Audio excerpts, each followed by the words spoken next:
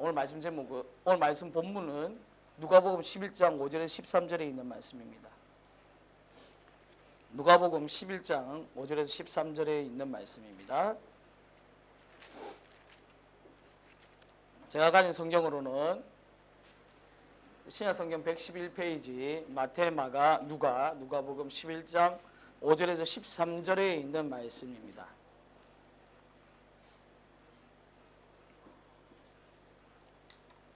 자, 5절에서 13절 제가 한 절 읽고 여러분들이 한 절 읽고 마지막은 다 같이 읽도록 하겠습니다.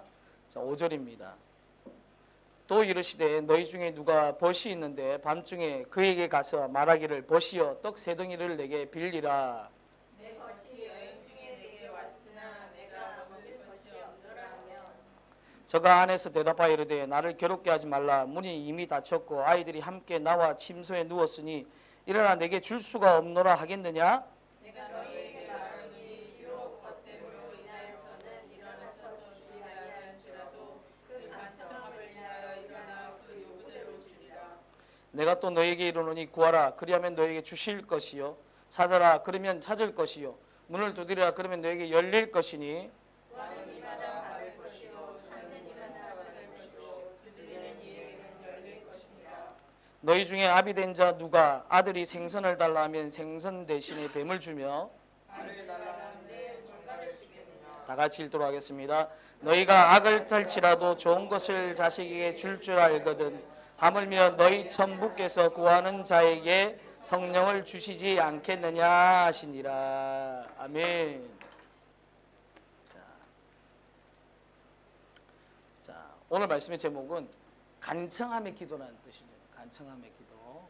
자, 우리 먼저 이 간청함의 기도를 하기 전에 우리 한번 외쳐볼까요?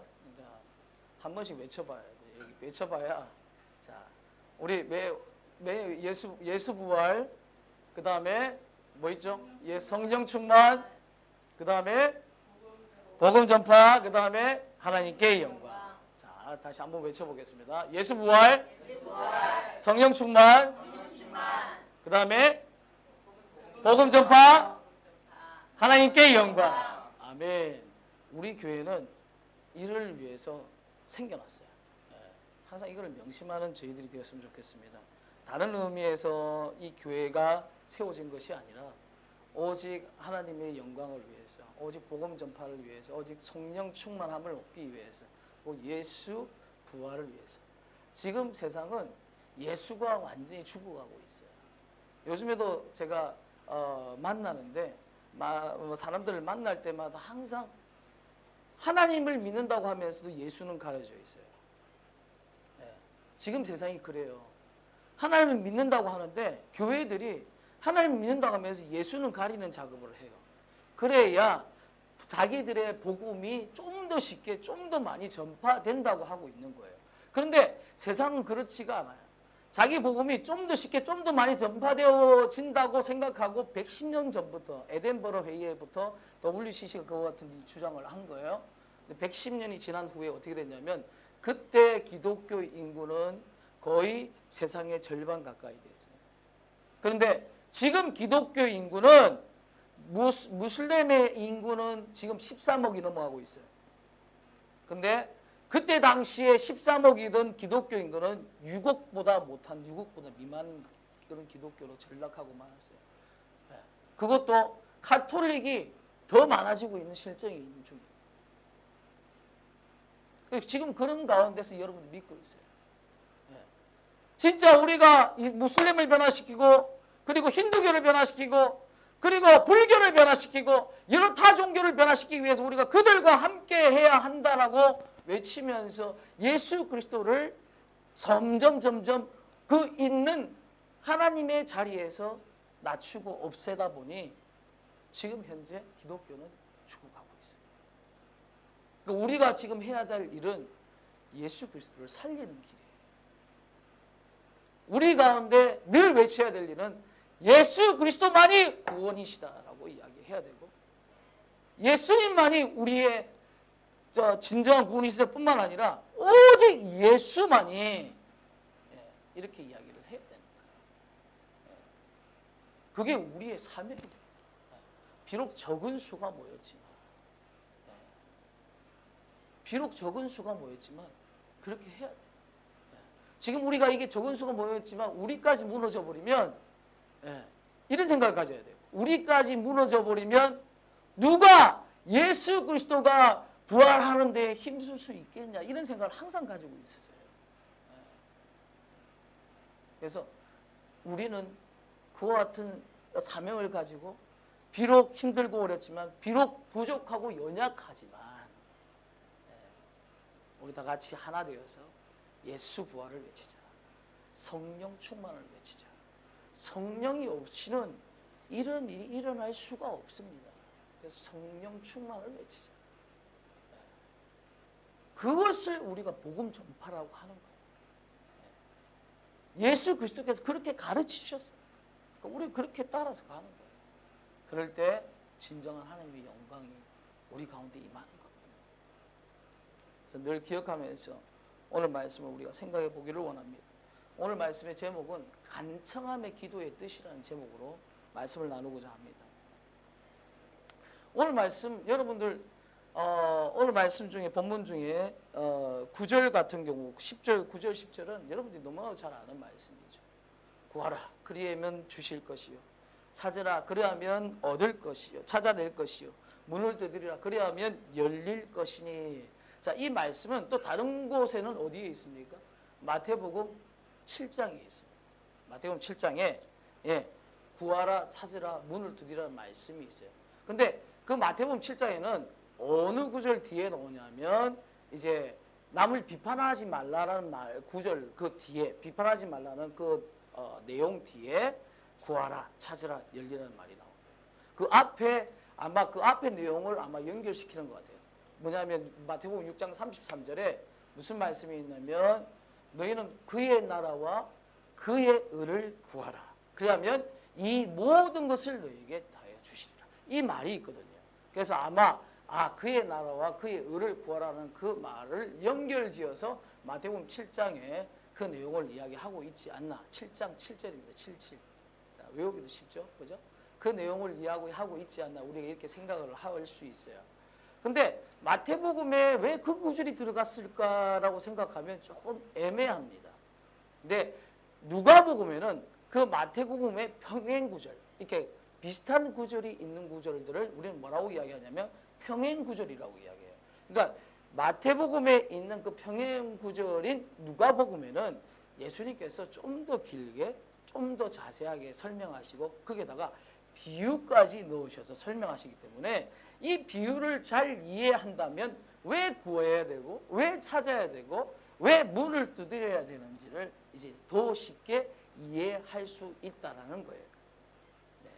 자, 그러면 이제 우리가 그러면 이 누가복음에 이제 이 구하라 찾으라 문을 두드리라는 내용이 나와 있는데 왜 예수님께서 구하라 찾으라 문을 두드리라고 마태복음처럼 이야기 단지 그렇게만 단순하게 이야기하시면 되는데 왜 그 비유를 넣으셨을까? 오늘 우리는 그것을 찾아보는 여행을 한번 하게 될 것입니다. 예. 근데 이제 여러분 한번 제가 한번 여쭤볼게요. 한번 여쭤보는데 지금 이 비유가 무슨 뜻인지 잘 이해가 가십니까? 여러분 지금 읽으셨잖아요. 이 비유가 무슨 뜻인지 이해가 가셔요? 우리 한번 다시 한번 읽어볼까요? 자, 제가 여러분들을 위해서 읽어드릴게요. 자, 또 이르시되 너희 중에 누가 벗이 있는데 밤중에 그에게 가서 말하기를 벗이여 떡 세 덩이를 내게 빌리라. 내 벗이 여행 중에 내게 왔으나 내가 먹을 것이 없노라 하면 저가 안에서 대답하여 이르되 나를 괴롭게 하지 말라. 문이 이미 닫혔고 아이들이 함께 나와 침소에 누웠으니 일어나 내게 줄 수 없노라 하겠느냐? 내가 너희에게 말하노니 비록 벗됨을 인하여서는 일어나 주지 아니할지라도 그 강청함을 인하여 일어나 그 소용대로 주리라. 이 말이 언뜻 이해는 가. 언뜻 이해는 가는데 이게 자세하게는 아마 이해가 가지 않을 거예요. 자세하게 이해가 가지 않을 거예요. 그래서 이게 왜 그러냐고 이제 생각을 해보면 이 성경 이제 한글 성경이 개역 한글 성경으로부터 시작되잖아요. 근데 이 개역 한글 성경은 중국에서부터 왔어요. 그러니까 중국에 있는 한자 성경을 한글 성경으로 번역을 한 거예요. 그러니까 그 뭐랄까 강청함이라든지 이런 말들이 좀 어렵잖아요. 그리고 옛날 사람들이 쓰는 그런 용어들이 생각보다 좀 까다로워요. 그래서 우리가 옛날에 여러분들 국어 시간에 고문 같은 거 배웠을 거예요. 그렇죠? 그 고문을 이해를 못 해가지고 그 고문을 공부를 해. 현대 용어로 새롭게 재해석을 하는 거예요. 이와 마찬가지로 지금 아마도 이 그런 영향을 받았기 때문에 이 말뜻을 제대로 이해를 하지 못하게 될 거다라고 저는 생각이 됩니다. 그래서 벗이란 말을 먼저 친구라고 한번 바꿔보세요. 그럼 좀 더 이해가 쉬워요. 친구라는 말로 바꾸면 좀 더 이해하기가 쉽게 다가옵니다. 그런데 그런 동시에 이 지금 벗이라고 하는 이 친구라고 하는 사람이 누구냐를 알아야 돼. 그리고 지금 이 친구가 지금 문을 두드리고 있는, 그러니까 그 문 두드림을 받고 있는 그 대상은 누구냐인 것을 알아야 돼. 그러면 더 쉽게 와닿을 수 있어요. 그래서 오늘 그것을 한번 우리가 살펴보도록 하겠습니다. 자, 보시면 11장 5절을 한번 보세요. 또 이르시되 너희 중에 누가 벗이 있는데 이랬죠. 그죠? 너희 중에 누가 벗이 있는데 그랬잖아요. 너희 중에 누가. 그럼 이때 너희가 누구입니까? 우리 한번 살펴봅시다. 이때 너희가 누구예요?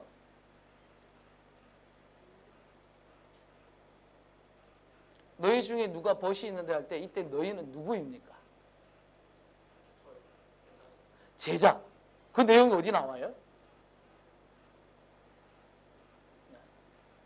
제자 맞췄어요. 와, 우리 예, 대단하십니다. 그 제자를 맞췄어요. 그럼 그 제자가 어디 나와요? 그렇죠. 1절에 나옵니다. 아니 우리 두호 형제는 목회자가 돼야 되겠네요. 말씀을 가르치는 자가 돼요. 자, 예수께서 한 곳에 기도하시고 기도하시고 마치심에 제자 중 하나가 여짜오되 주여 요한이 자기 제자들에게 기도를 가르친 것과 같이 우리에게 가르쳐 주옵소서. 예수께서 이르시되 하면서 주기도문에 대해서 이야기를 하고 난 다음에 또 이르시되 했으니까 누구한테 이야기하는 거예요? 제자들에게 이야기를 하고 있는 거예요.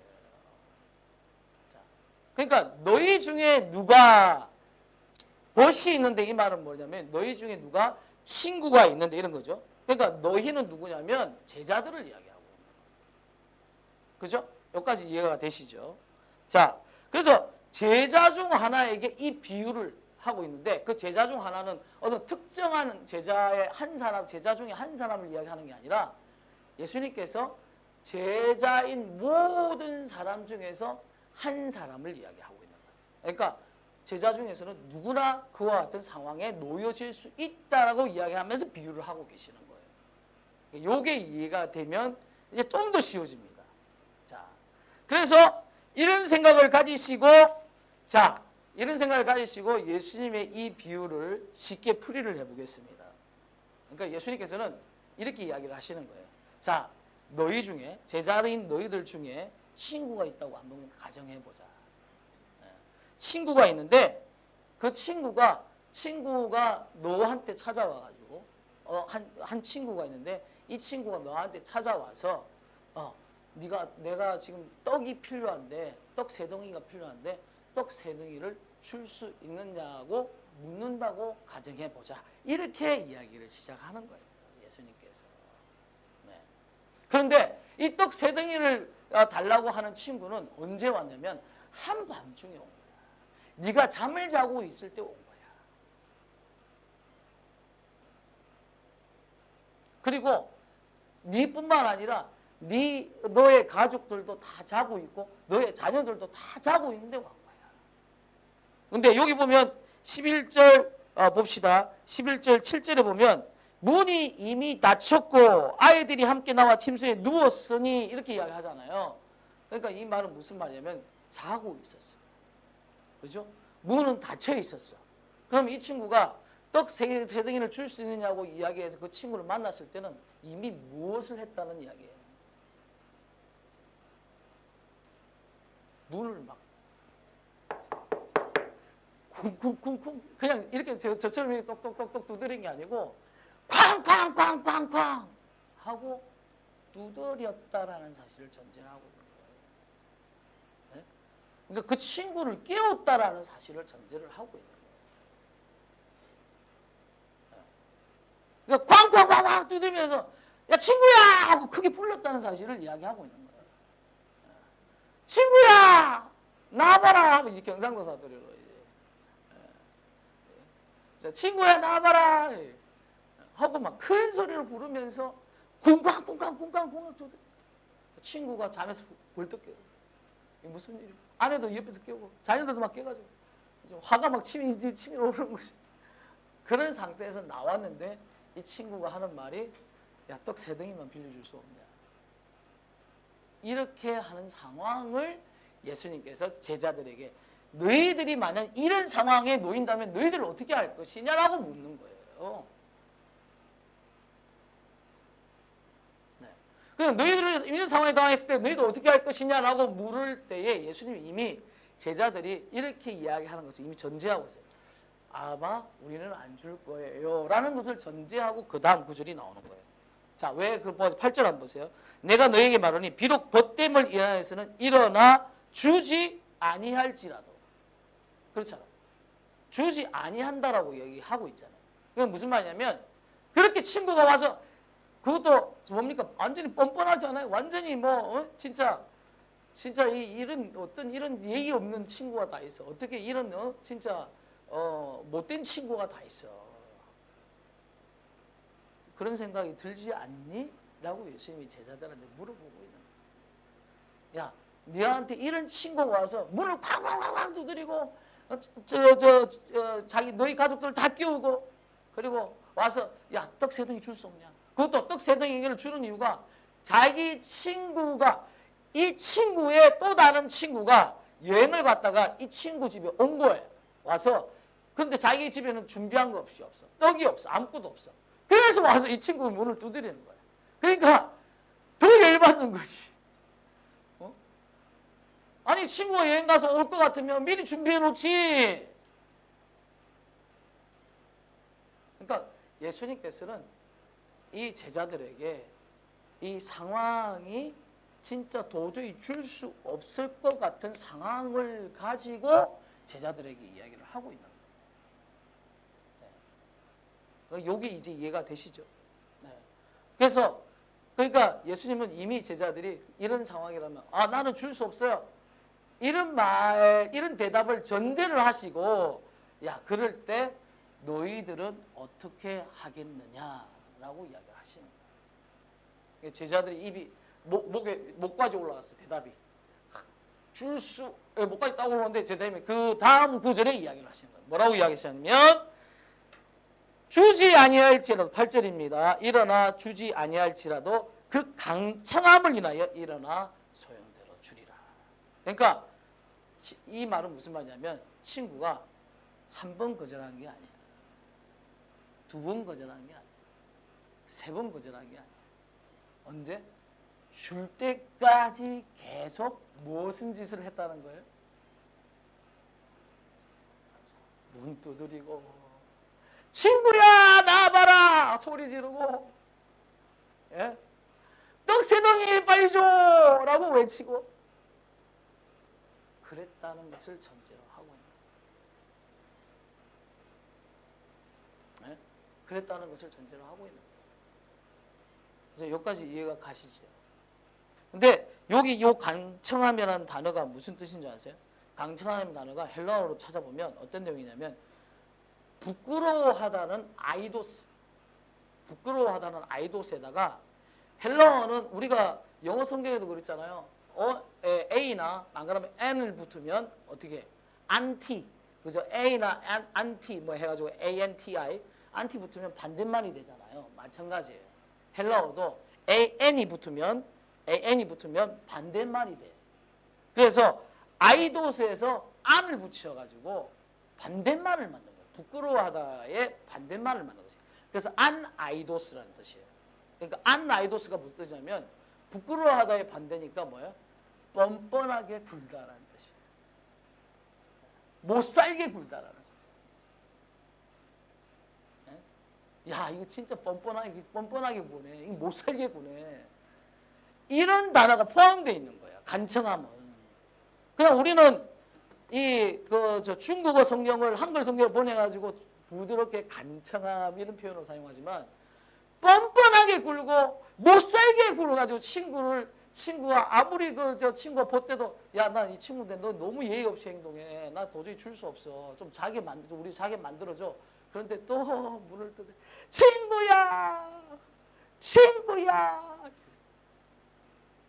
그래서 그 뻔뻔함, 그 못 살게 굼, 그에 의해서 뭘 했다는 거예요? 어쩔 수 없이 자기가 가지고 있는 것을 그 친구의 소용대로 주었다라고 비유하고 있는 것입니다. 이게 첫 번째 간청함의 뜻이에요. 이게 비유가 왜 찾으라 문을 두드리라는 비유가 들어가 있는지에 대한 이유예요. 그러니까 예수님은 참 쉽게 비유를 들어서 설명을 하시는 거야. 그런데 이게 한글 성경이 어려워가지고 이게 무슨 뜻인지 이게 무슨 말인지 이해도 못하고 우리는 그냥 넘어가는 거야. 근데 그런 뜻으로 예수님께서 이 말씀을 하셨다는 것을 우리는 기억합니다. 그 두 번째 간청함의 뜻은 그래서 이 간청함의 기도는 뭐예요? 구하고 찾고 문을 두드리는 행위를 어떻게 한다고요? 한 번으로 끝이는 거예요? 아니에요. 자기가 받을 때까지 응답 받을 때까지 계속해서 문을 두드리고 구하고 찾고 하는 행위를 이야기하는 거다. 이게 바로 간청함의 기도의 뜻이다라는 거예요. 그런데 이렇게 상당히 예수님은 실질적으로 제자들에게 실질적인 기도를 말씀하고 계시는데, 그런데 그 앞에 아까 제가 뭐라고 했어요? 그 앞에 이 비유를 하기 전에 제자 중 하나가 뭐 하기 위해서 11장 1절입니다. 제자 중 하나가 뭐 하기 위해서 예수님께 무엇을 요청했어요? 그렇죠. 세례 요한도 자기 제자들한테 기도를 가르쳐 주었는데 우리한테도 기도를 가르쳐 주십시오 하고 그 제자가 요청을 하니까 예수님께서 뭘 가르쳐 줬다고요? 주기도문을 가르쳐 줬어요. 그죠? 근데 그 주기도문을 누가복음에 있는 11장 2절, 3절, 4절에 있는 주기도문은 좀 보세요. 읽어보세요. 좀 다르지 않아요? 여러분이 주기도문을 하는 그 주기도문하고 좀 다를 거예요. 우리가 하는 주기도문 마태복음의 주기도문이죠. 하늘에 계신 우리 아버지의 이름이 거룩히 여기를 받으시며 나라의 임하옵시며 뜻이 하늘에서 이룬 것이 땅에서 이루어지이다. 오늘날 우리에게 일용할 양식을 주옵시고 우리가 우리에게 죄 지은 자를 사해 준 같이 우리 죄를 사해 주시고 우리를 시험에 들게 하지 마옵시고 다만 악에서 구하시옵소서. 되게 나라와 권세와 영광이 아버지께 영원히 있사옵나이다라고 기도를 하는 것이 주기도문인데 누가복음의 주기도문은 뭔가 좀 빠져 있어요. 우리에게 일용할 양식을 주옵시고도 우리에게 날마다 일용할 양식을 주옵시고 있는데 뭔가 좀 빠져 있는 것 같아요. 시험에 들게 하지 마옵시고 단만하게 해서 구하옵소서 이것도 빠져 있고 그죠? 하늘에 계신 우리 아버지 이것도 빠져 있고 이런 부분들이 약간 빠져 있어요. 이 키포인트가 뭐냐면 이 누가복음에 있는 주기도문은 핵심만 모아놨어요. 근데 그 핵심이 뭐냐면 바로 하나님 나라와 그죠? 하나님 나라와 이웃 사랑에 대한 것만 딱 모아놓은 것처럼 보여요. 네, 그죠? 누가복음의 주기도문은 마태복음의 주기도문보다 하나님 나라에 대한 것과 용서에 대한 것을 강조를 하고 있는 거예요. 여러분 주기도문도요. 여러분 잘 생각을 해보셔야 돼요. 자, 주기도문을 우리가 지금 이제 기도할 때 때로는 우리가 이제 마칠 때 기도하고 또는 시작할 때 기도하고 하잖아요. 그 주기도문을 우리가 이렇게 기도를 하면 좀 더 쉽게 와닿을 수 있어요. 어떻게 와닿냐면 자 보세요. 하늘에 계신 우리 아버지 이름이 거룩히 여김을 받으시오며 이랬죠. 이름이 거룩히 여김을 받으신다는 말은 무슨 말이냐면 우리의 입장에서 생각하면 우리 입장에서 생각하면 우리가 하나님의 이름을 더럽힐 수도 있다라는 것을 생각해요. 그러니까 하나님 이름을 거룩히 여김을 받으시옵소서라는 말은 뭐냐면 하나님 아버지 우리가 하나님의 이름을 더럽히는 일을 하지 않도록 도와주세요라는 말과 똑같은 이야기라는 걸 기억해요. 그리고 하나님 나라가 임하시옵소서라고 이야기했죠. 하나님 나라가 임하시옵소서라는 말은 뭐냐면 자 예수님께서 이 땅에 오셔서 사역을 시작할 때 마태복음 4장 17절에 사역을 시작하면서 뭐라고 맨 처음에 시작한 게 뭐냐면 회개하라 성국이 하나님 나라가 가까이 왔느니라 이야기를 하셨어요. 그러니까 하나님 나라가 임하시옵소서라는 말은 우리에게 적용을 한다면 그건 무슨 말이냐면 이런 말이에요. 저 하나님 우리를 회개케 하여 주시옵소서. 우리가 하나님 앞에 잘못한 것을 회개합니다. 이 말과 똑같은 거예요. 우리가 하나님 앞에 잘못했습니다. 우리가 그동안에 하나님을 더럽혔습니다. 하나님의 이름을 높여드리지 못했어요. 하나님 용서해 주세요. 이제는 하나님의 이름을 높여드리고 이제는 진짜 하나님 나라를 위해서 살겠습니다 라고 하는 이야기예요. 그렇기 때문에 하나님의 뜻이 하늘에서 이룬 것 같이 땅에서도 이루어지게 돼요. 우리가 진정으로 회개하면 우리는 어떠한 삶을 살게 되냐면 하나님의 뜻을 이루는 삶을 살아가게 되어 있는 거예요. 그렇잖아요. 하나님의 뜻을 이루는 삶으로 살아가게 되어 있어요. 그렇기 때문에 당연히 하나님의 뜻이 우리가 회개하고 진정 우리 하나님의 뜻으로 살면 하나님의 뜻이 이 땅에 이루어지는 삶이 이루어지는 거예요. 그러면 그럴 때에 하나님은 우리에게 뭘 주시냐면 일용할 양식을 주시는 거예요. 근데 일용할 양식을 주시니 우리가 더더욱더 하나님 말씀에 정진하는데 하나님 말씀에 정진하다 보면 이제 교회의 식구들끼리 교회의 어떤 교회 서로 그런 뭡니까 회중들끼리 각 멤버들이 뭐 할 수 있어요? 하나님 나라를 이해하면서 서로 이 바울이 이런 말을 하지 않습니까? 바울이 기쁨으로 하나님 말씀을 전파하는 경우도 있지만 서로 다툼으로 하나님 말씀을 전하는 경우도 있고. 그러니까 뭐예요? 서로 용서하라는 말이 들어가는 거예요. 주기도문. 서로 용서하고 서로 이해해주고 서로 높여주고 서로 이제 그렇게 교회가 세워져 가니까 뭐예요? 교회가 그렇게 더 성장하니까 하나님 나라는 더 크게 임하고 하나님의 뜻은 더 이 땅에 더 크게 임하죠. 그러니까 우리가 하나님 나라가 잘 되면 하나님 교회가 잘 되면 뭐가 더 역사를 하게 돼요? 마귀가 더 역사를 하는 거죠. 그죠? 마귀가 더 역사하니까 뭐래요? 시험에 들게 하지 마옵시고 다만 하겠습니다. 없어서. 그게 주기도문의 참 뜻이에요. 그런 의미를 가지고 여러분들이 생각을 하셔야 돼요. 그러니까 이 모든 것이 뭐에 연결되어 있냐면 하나님 사랑과 이웃 사랑에 연결되어 있다라는 거예요. 근데 그 구절, 그 주기도문이 어디 앞에 있어요? 비유, 지금 간청함의 비유 앞에 있다는 거예요. 그러니까 이 구하라, 찾으라, 문을 두드려라는 이 말은 무엇도 전제를 하고 있다는 거예요? 주기도문에 있는 내용도 전제를 하고 있다는 거예요. 하나님 나라를 구하는 것과 이웃의 필요를 채워주고 이웃을 사랑하는 것도 바로 이 간청함의 기도에 포함되어 있다는 사실을 이야기하고 있다는 것입니다. 네. 그죠?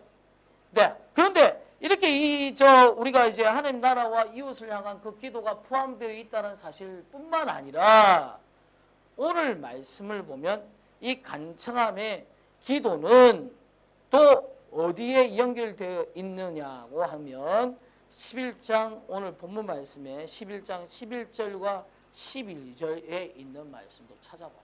그러니까 그 간청함의 기도가 나와 있는 앞구절과 뒷구절이 이 간청함의 기도에 요청하는 기도의 내용이다라는 사실을 우리는 항상 기억해야 된다는 것이죠. 그래서 항상 말씀은 앞과 뒤의 구절을 항상 살펴봐요. 자, 그런데 자, 보시면 봅시다. 너희 중에 아비 된 자 누가 아들이 생선을 달라 하면 생선 대신 뱀을 주며 알을 달라 하면 정갈을 주겠느냐. 많은 분들은 많은 목회자들은 이 말씀을 하나님은 좋은 것을 주시는 분이시다라는 것에 초점을 맞춰서 이야기를 합니다. 그런데 먼저 우리가 여기에서 전제해야 할 부분이 뭐냐면 이 자녀들이 뭘 구했어요? 이게 전제가 돼야 돼. 자, 여러분 보세요. 자녀들이 뱀을 구했어요? 자녀들이 정갈을 구했어요? 자녀들이 뭘 구했어요? 생선을 구하고. 자녀들이 뭘 구했어요? 달걀을 구했어요. 계란을 구했어요. 이게 전제가 되어야 된다는 거예요. 그게 무슨 말이냐면 하나님께 구하는 자가 처음부터 악한 것을 구하지 않았다는 것을 전제로 하고 있다는 거예요. 그러니까 하나님 나라와 이웃 사랑도 그렇게 연결되는 거죠. 하나님께 구할 때에 내가 악한 것을 구할 때 하나님 주신다고 이야기하는 거 아니라는 것을 전제로 하고 있는 거예요. 좋은 것을 여기 예수님도 이야기하시잖아요. 11장 11절 13절 너희가 악할지라도 좋은 것을 자식에게 줄 줄 알거든. 그렇게 이야기하잖아요. 그러니까 이 생선을 구하는 것과 달걀을 구하는 것은 좋은 것이에요. 그렇죠? 그러니까 하나님의 자녀는 처음부터 뭘 먼저 구하고 있다는 거예요? 나쁜 것을 구하는 거예요? 아니에요. 좋은 것을 구하고 있다는 것을 전제로 하고 있는 거예요. 다른 말로 이야기한다면 하나님은 우리가 나쁜 것을 구할 때 주시지 않아. 그게 우리에게는 도움되지도 않고 소용되지도 않기 때문에 그걸 주시려고 생각조차도 하지 않아.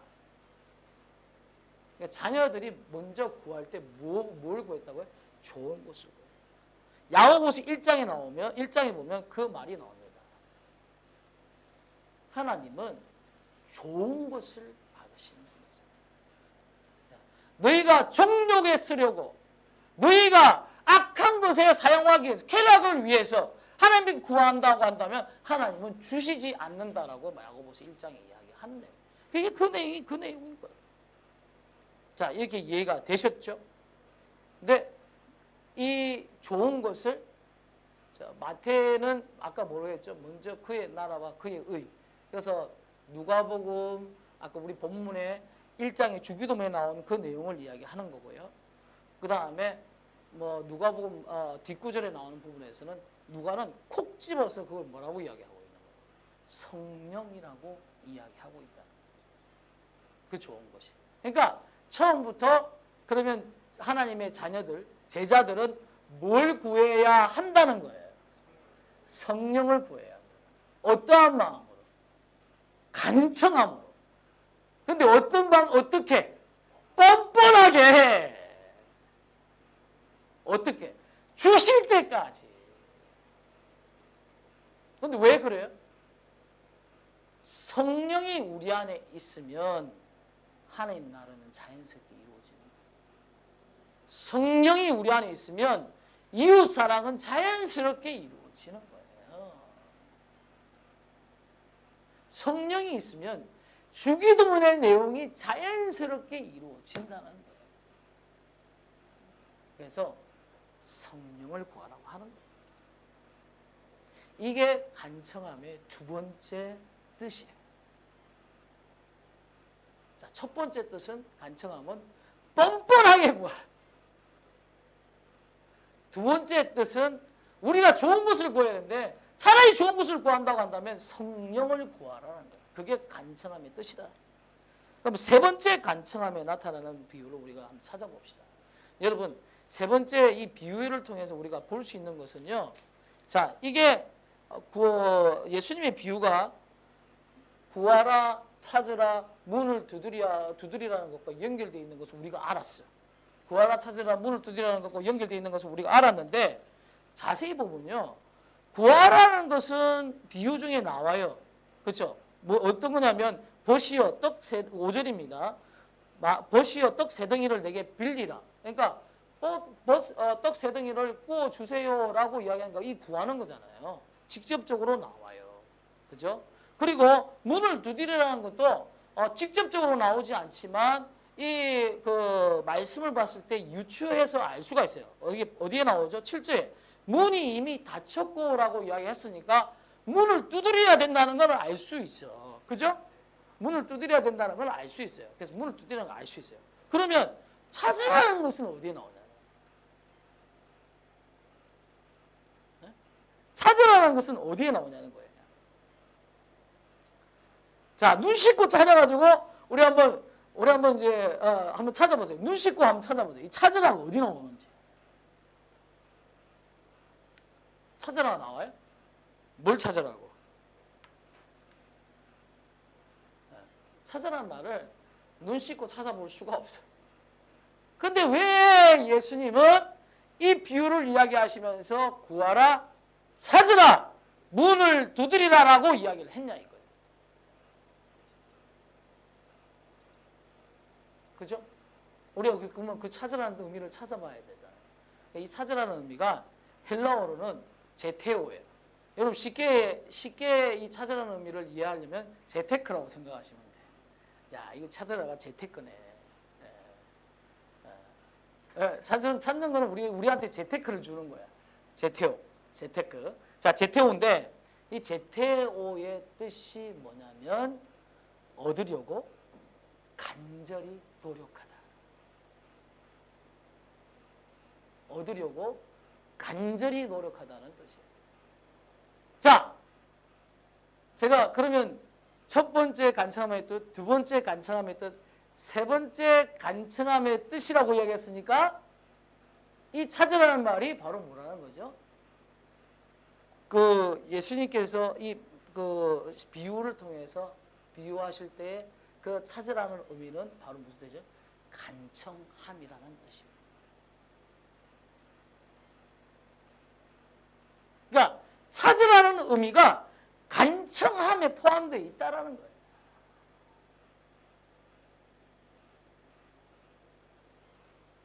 자, 그리고 이제 세 번째 마지막 뜻을 우리가 알았어요. 세 번째 마지막 뜻은 간청함의 뜻은 뭐냐면 찾는 행위를 이야기해요. 여러분 아버지 보세요. 생각해 보세요. 여러분 지금 만약에 이런 내용들 이런 이야기들 많이 들어보셨을 거예요. 어떤 한 사람이 있었어요. 이 사람이 자기 집에 유전이 있는 것을 알았어요. 자기 집에 유전이 있는 걸 알아가지고 진짜 막 파고 했어요. 했는데 유전을 발견하지 못했어요. 유전을 발견하지 못했어요. 그래서 포기를 하고 그 유전을 찾고 또 찾고 하다가 도저히 못 찾아서 포기를 하고 이 사람은 그냥 일용직으로 일하면서 그 땅을 어느 회사에다가 팔아 넘겼어요. 근데 이 회사가 단 몇 미터 뚫었는데 발견했을까요?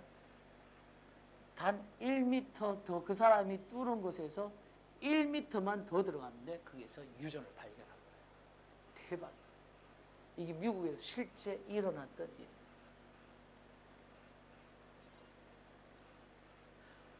(1미터만) 더 뚫었으면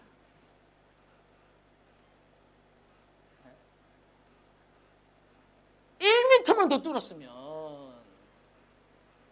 근데 여러분 우리들이 그래요. 우리들이 그래요. 뚫고 하는데 계속 뚫다 보니 뚫고 하는데 계속 뚫는데 변화가 없어. 네? 그리고 자신이 가지고 있던 모든 소유들은 다 낭비가 돼. 주변에서 들려오는 소식은 다 좋지 않은 소식만 들려. 야, 팔아라. 야, 니 지금 얼마나 돈을 투자하는데 뭐 빚만 맨날 지고 안 된다. 팔아라. 할 수 없다. 그래서 팔았는데 1m 밑에 유전이 있는 거예요. 이게 간청함의 뜻이에요. 조사한다, 찾다, 얻으려고 간절히 노력하다라는 의미는 결국은 뭐냐면 포기하지 않고 중단하지 않고 끝까지 가는 것을 이야기합니다. 그래서 누가복음 17장에 보면 어떤 내용이 나오냐면 씨 뿌리는 비유에 대해서 이야기를 하시면서 예수님께서 뭐라고 하냐면 자, 좋은 땅에 뿌려진 씨앗이란 뭐냐? 말씀을 듣고 끝까지 인내하여 결실하는 자니라. 우리가요, 농사를 우리 이제 이재엽 전사님 농사를 지어보셔서 아시겠지만 농사를 지으면 그게 쌀밑자라는 게 그 88 그러니까 88 그러니까 팔자가 있고 거기다 십자하고 십자에다가 팔자를 들어간 거예요. 그러니까 88번 88번의 수고와 노력을 통해서 그 쌀이 생산이 된다는 걸 이야기합니다. 그러니까 좋은 땅에 뿌려졌다는 것은 그게 그냥 저절로 얻어지는 게 아니에요.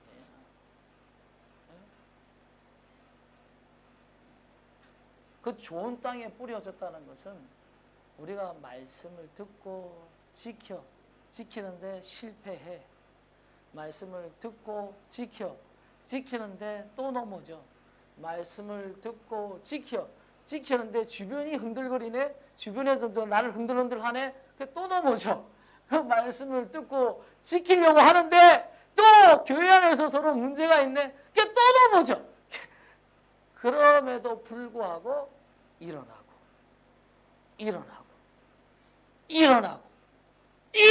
하는 것이 바로 좋은 땅에 뿌려졌다는 거예요.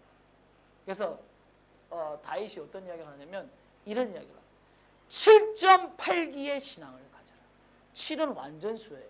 근데 그 7의 8은 극복하는, 그 완전한 수를 극복하는, 오버하는 수라는 거예요. 구약 성경에 7이 많이 나오잖아요. 이스라엘도 7에 대해서 비유를 많이 해요. 근데 예수님은 언제 부활하셨냐면 첫날이라고 이야기하지만 다른 말로 하면 8일째 부활하신 거예요.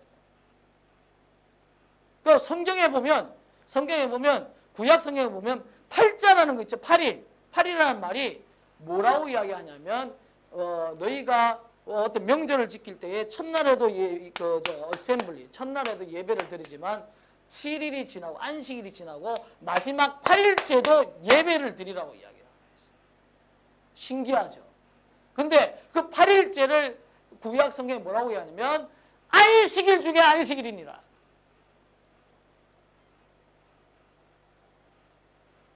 안식일 중에 안식일이라고 이야기를 하고 있단 말이에요. 네? 왜? 예수님이 부활하신 날이라는 걸 구약 성경에서 이미 이야기하고 있어요. 자, 왜 부활하신 게 중요합니까? 예수님도 그 숱한 고난을 받으면서도 하나님의 뜻을 이루기 위해서 끝까지 밀고 나가셨고 결국은 승리하셨다라는 거예요. 아멘? 아멘? 그리고 난 다음에 예수님께서 그와 같은 제자들에게 뭐라고 이야기하시냐면 담대하라. 내가 세상을 이겼노라. 여러분, 우리는 지금 적은 숫자가 모여서 예배드리고 있어요. 진짜 주변에 있는 교회들이 보면 가소롭지. 네?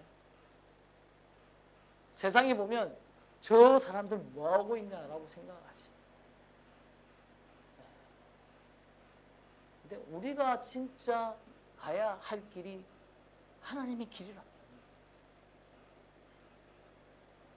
우리가 그 뜻을 위해서 하나님께서 우리를 부르셨다면 넘어지지 말고 끝까지 가야 돼요. 끝까지 기도해요. 그게 간청함의 뜻이다. 자, 오늘 이렇게 우리는 세 가지 간청함에 대해서 배웠습니다. 첫 번째 간청함은 뻔뻔함을 가져. 하나님 앞에 예배 기도하는데 부끄러워하면서 아버지 하나님 몰라요. 하나님 다 알아서 해주실 줄 믿어요. 얘기 아니에요. 아버지 안 주시면 나 안 합니다. 아버지 주시기로 했으면 주시옵소서. 아무 소리가 없어. 아무런 반응이. 침묵해. 하나님 침묵하시는 것 같아.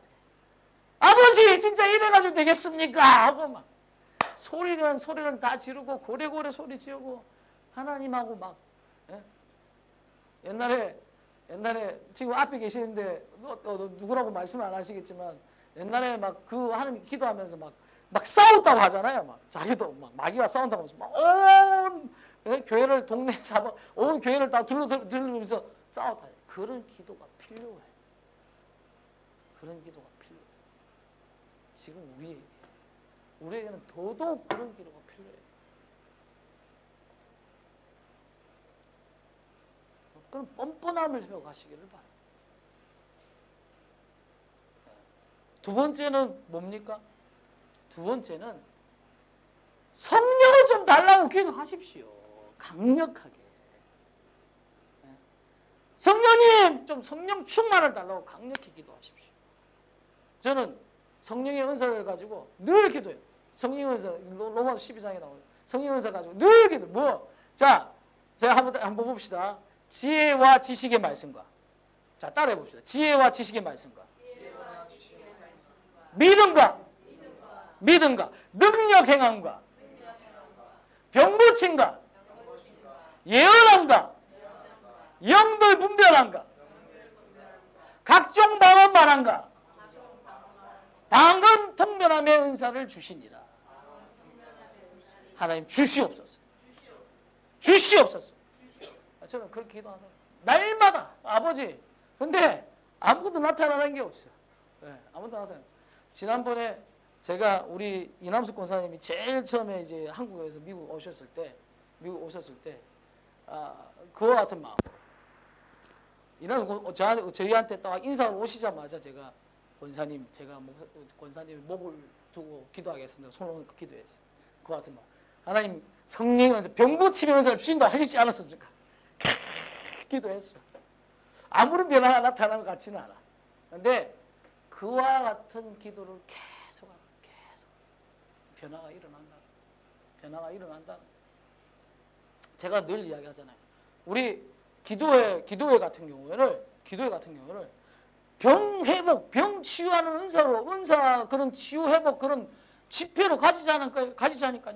그런 걸 하는 게 중요하다는 거지. 그렇게 하고 이런 것들이 일어나요. 초대교회는 그런 일들이 왜 일어났냐면 그들이 그렇게 성령을 간구하고 그와 같은 행위들을 했기 때문에 일어난 거예요. 예수님께서도 권세를 주셨는데 왜 제자들한테는 나타나지 않았어요? 제자들한테는 왜 병원이 되고 귀신 들린 사람을 왜 고치지 못했어요? 기도 외에는 이런 유가 나갈 수 없느니라. 그러잖아요. 주셨는데도 못해. 왜? 성령을 간구하는 마음, 갈구하는 마음이 없어 우리 가운데. 그저 그렇게 살아가는 거야. 그 강청함의 기도를 얻어야 돼. 하나님, 성령님 주시옵소서. 그리고 날마다 또 기도하는 거예요. 성령님, 이거 주시옵소서. 뭐 어떤 기도하냐면 이렇게 기도합니다. 사랑과 희락과 아픔과 오래 참음과 자비 양성과 충성과 온유와 절제의 열매를 주시옵소서. 성령 9가지 열매 주신다. 항상 성령에 관련된 건 다 기도해.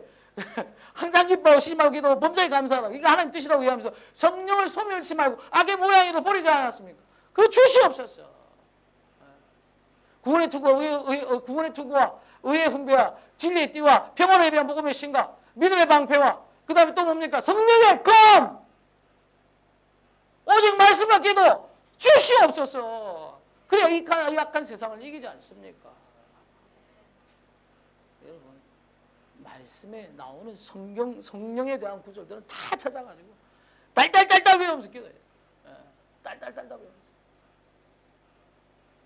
그런 간절, 그런 간절함 찾고 구하고 조사하고 구하고 하는 그런 게 필요한 거예요. 그게 세 번째 뜻이라니까. 세 번째 간청함의 뜻, 찾으라. 그게 간청함이라. 어떻게? 이걸 얻기 위해서 진짜 간절히 노력.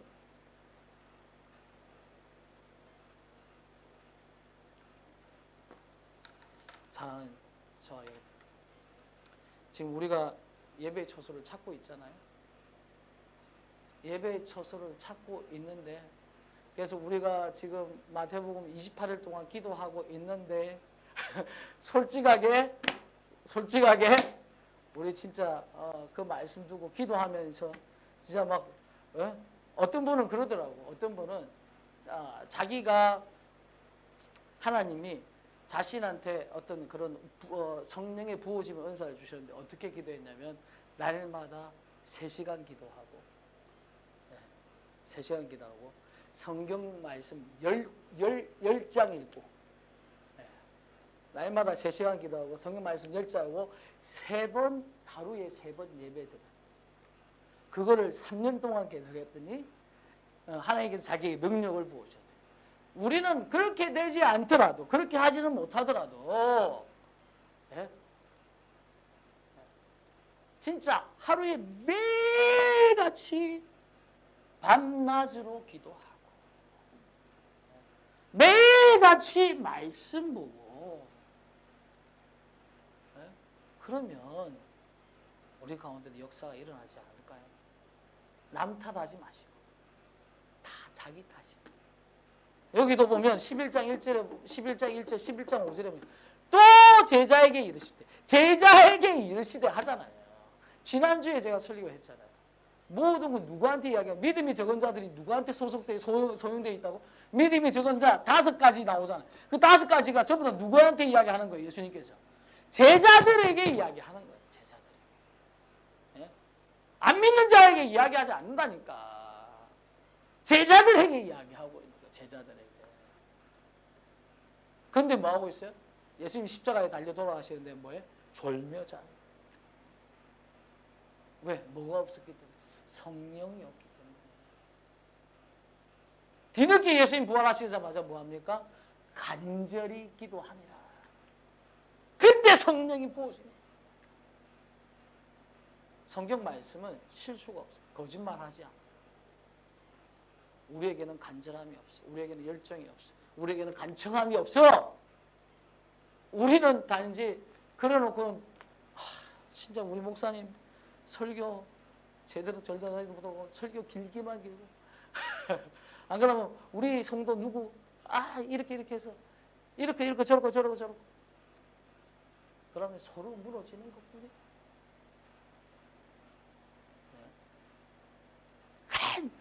우리 목사님이 설교를 못하면 하나님 제가 목사님 설교 잘할 수 있도록 좀 성령으로 좀 붙들어 주시옵소서. 우리 성도 중에 정말 미운 사람이 있어. 정말 진짜 말도 안 되겠지만 진짜 얼굴 쳐다보기도 싫어. 그러면 그 성도들을 바라보고 하나님 저 사람을 볼 때마다 정말 사랑이 넘치게 해주시옵소서. 그런 간절함을 가지고 기도해요. 그럴 때 변화가 일어나는 거예요. 우리 가운데 변화가 일어나요. 우리 간절함을 좀 찾으십시다. 간절함을 찾으십시다. 우리 다 같이 주님이 주신 땅